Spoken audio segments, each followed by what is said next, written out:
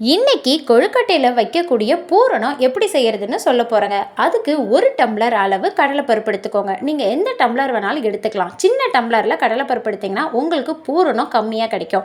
ஒரு பெரிய டம்ளர் அளவு கடலைப்பருப்பு எடுத்துக்கிட்டிங்கன்னா உங்களுக்கு பூரணம் கொஞ்சம் அதிகமாக கிடைக்கும். அவ்வளோதாங்க. நான் இதில் இந்த டம்ளர் அளவில் நான் 1 டம்ளர் எடுத்திருக்கேங்க.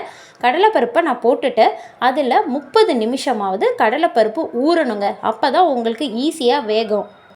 கடலைப்பருப்பு அரை மணி நேரம் ஊறினதுக்கப்புறம் நான் ஒரு வானல் எடுத்துக்கிறேன். அந்த வானலில் கொஞ்சம் தண்ணி ஊற்றி அடுப்பை பற்ற வச்சுட்டு கடலைப்பருப்பு இருக்கு இல்லையா, நான் ஊற வச்ச கடலைப்பருப்பை ஒரு அலசிட்டு அதில் வேக வைக்க போகிறேங்க.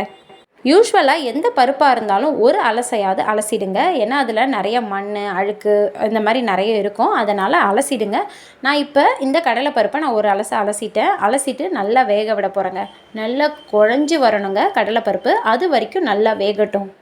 இப்போ கடலைப்பருப்பு ஒரு பக்கம் வெந்துக்கிட்டே இருக்கட்டும். அதுக்குள்ளே நான் வேறு என்னென்னலாம் ரெடி பண்ணலான்னு பார்த்தீங்கன்னா, வெல்லத்தை பாகு எடுத்து வச்சுக்கணும். அடுத்தது தேங்காய் துருவல் ரெடி பண்ணணுங்க. நான் ஃபஸ்ட்டு வெல்லத்தை எடுத்துக்கிறேன். எந்த டம்ளரில் கடலைப்பருப்பு அளந்தனோ அந்த டம்ளர் அளவு நான் வெல்லம் எடுத்துக்கணும். அதனால் வெல்லத்தை உடச்சிக்கிறேன்.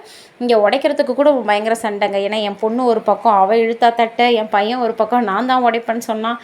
அந்த சண்டைக்கெல்லாம் நடுவில் வெல்லத்தை கடகடன்னு உடச்சிட்டு ஒரு டம்ளர் வெல்லம் ரெடி பண்ணி வச்சுட்டேங்க. மெஷர்மெண்ட்டு கரெக்டாக எடுத்துக்கோங்க. சில பேர் 1.25 டம்ளர் கடலைப்பருப்பு போடுறீங்க அப்படின்னா கண்டிப்பாக வெல்லமும் 1.25 டம்ளர் ஈக்குவலாக தான் எடுக்கணுங்க. இப்போ நான் 1 டம்ளர் தான் கடலைப்பருப்பு எடுத்திருக்கேன். அதனால் எனக்கு இந்த 1 டம்ளர் வெல்லமே போதுமானது. இப்போ அடுத்தது தேங்காய் துருவலை நான் ரெடி பண்ணி வச்சுக்க போகிறேன். தேங்காய் துருவலுக்கு அரை முடி தேங்காய் போதுங்க. தேங்காவை துருவியாச்சுங்க. அது பார்த்திங்கன்னா தேங்காய் பூ கிடச்சிருச்சு. இந்த அரை முடி தேங்காய் ஃபுல்லாகவே நான் துருவிட்டேங்க.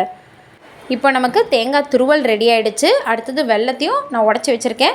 இப்போ அடுத்தது வெள்ளை பாகு ரெடி பண்ணிக்கலாம். அதுக்கு ஒரு வானல் எடுத்துக்கிட்டேன். அந்த வானலில் வெல்லத்தை போட்டுருங்க. வெல்லத்தை போட்டு தண்ணி ஊற்றுங்க. தண்ணி வெல்லம் முழுகிற அளவுக்கு தண்ணி இருந்தால் போதுமானதுங்க. நிறைய தண்ணி ஊற்றிடாதீங்க, அப்புறம் ரொம்ப தண்ணி ஆகிடும். வெள்ளை பாகு நமக்கு கொஞ்சம் கெட்டியாக தான் கிடைக்கணும்.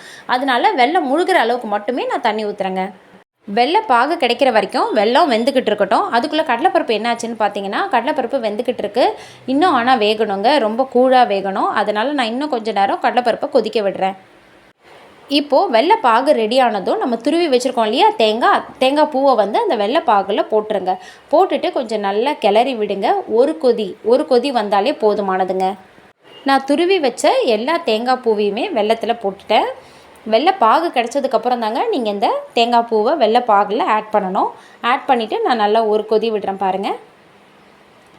கிண்டி விடுங்க. கிண்டி விட்டுட்டு அந்த தேங்காய் கொஞ்சம் வேகட்டும். ஒரு கொதி வந்தாலே போதுமானதுங்க. ஏன்னா அதுக்கப்புறம் நம்ம கடைசியாக நிறைய நேரம் அதை கிளறணும் கடலைப்பருப்பில் போட்டு. அதனால் இப்போ ஒரு கொதி விட்டால் போதும். கடலைப்பருப்பு நமக்கு நல்லாவே வெந்து வந்திருக்குங்க. ஆனால் இன்னும் வேகணும். இந்த ஜல்லி கரண்டியை வச்சு நான் மசிச்சேன்னா எனக்கு அது அப்படியே மசியணும். அதனால் இன்னும் கொஞ்சம் வேகணும் அப்படின்றதால மறுபடியும் வேக வைக்கிறேன். கடலைப்பருப்பு நல்லா வெந்துடுச்சு அப்படின்னு நீங்கள் எப்படி தெரிஞ்சுக்கணுன்னா, ஒரு கரண்டியை வச்சு நல்லா மசிச்சு பாருங்கள். அது மசியணும், நல்லா கூழாக இருக்கணும். அப்படி கூழாக இருந்துச்சுன்னா நம்மளோட கடலைப்பருப்பு ரெடி. இப்போ நான் கொதிக்க வச்சுருந்த வெள்ளம் இருக்கு இல்லையா, அந்த வெள்ளைப்பாகை நான் எடுத்துக்கிறேன். சும்மா ஒரு கொதி வந்தாலே போதுங்க.